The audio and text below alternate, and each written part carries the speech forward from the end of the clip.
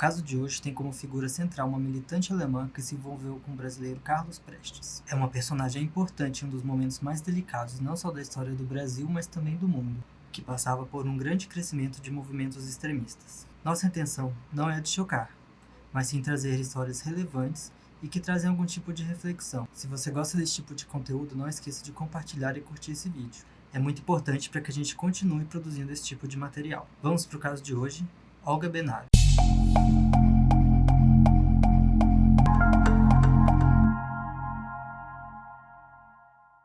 Nascida em 12 de fevereiro de 1908, em Munique, na Alemanha, Olga era filha de Léo Benário, um advogado rico e famoso na Baviera, que gastava parte do seu tempo ajudando a quem podia. Já sua mãe se chamava Eugênia Gutmann Benário. Ela era judia e de família rica. Aos 15 anos de idade, Olga entrou para uma organização clandestina e já teve muito destaque. E aos 16 anos, ela se muda para Berlim com seu namorado Otto Braun. Lá, ela se tornou secretária da agitação e propaganda dentro de um bairro, e logo assumiu o comando em toda a cidade de Berlim. Nesse período, a sua atuação na Alemanha era principalmente contra o crescimento de milícias. Em 1928, ela se tornou procurada pela polícia alemã por ter resgatado seu namorado da prisão de Moabit em abril daquele ano. Ela foi considerada uma traidora pelo governo alemão, que passou a oferecer 5.000 marcos em troca de informações que pudessem levar à sua prisão. E em julho de 1928, ela fugiu para a União Soviética. Quando morou em Moscou, ela passou por um treinamento militar e também estudou sobre o marxismo. E foi nessa época que o seu caminho se cruzou com o de Luiz Carlos Prestes. Luiz Carlos Prestes nasceu em 1898 na cidade de Porto Alegre e era filho de Antônio Pereira Prestes e Maria Leocádia Felizardo Prestes. Ele se formou em um colégio militar e se especializou em engenharia militar pelo Colégio do Realengo, no Rio de Janeiro, em 1919.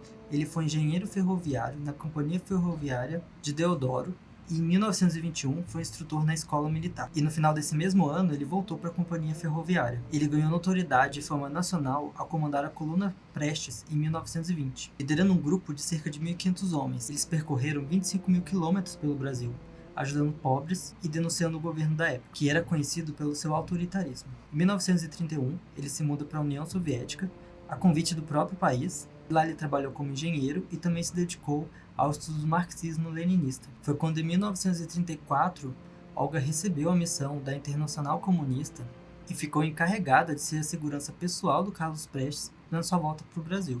Nessa missão de retorno, os dois se passaram por marido e mulher e entraram clandestinamente no país. Isso porque Carlos era procurado no Brasil por ter desertado o exército durante sua atuação na coluna Prestes. Durante a viagem, os dois se apaixonaram e se casaram.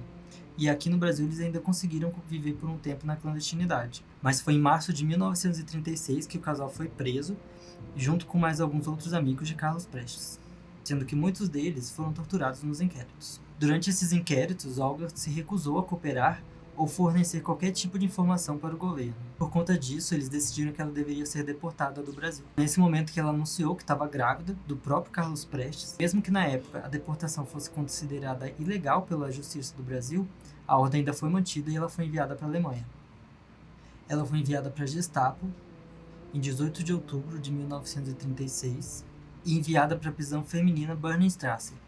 Ela teve sua filha Anita nessa prisão, que só permaneceu com ela durante o período de amamentação. 23 de abril de 1943, aos 34 anos, Olga foi executada na câmara de gás, junto com mais 199 prisioneiras no campo de extermínio de Bernburg. Em 2015, os arquivos da Gestapo, a polícia da época, foram tornados públicos pela Fundação Max Weber e pelo Instituto Histórico Alemão. Olga era prisioneira com mais documentos nos arquivos. Eram 8 dossiês e mais de 2.000 folhas. Ela foi considerada pela Gestapo como inimiga do Estado alemão, e os documentos mostram a importância dada a Olga pelo regime, a ponto de ter toda essa extensa produção de relatórios sobre ela. Eles também relatam como ela era firme e não contava nenhum tipo de informação durante os interrogatórios. Os documentos também mostram as cartas que Olga trocou com Carlos Prestes e seus familiares na prisão, e também como isso era uma maneira dela se manter informada sobre sua filha Anita. Caso você saiba de algum detalhe que ficou de fora ou conheça algum outro caso importante para a história, deixe nos comentários.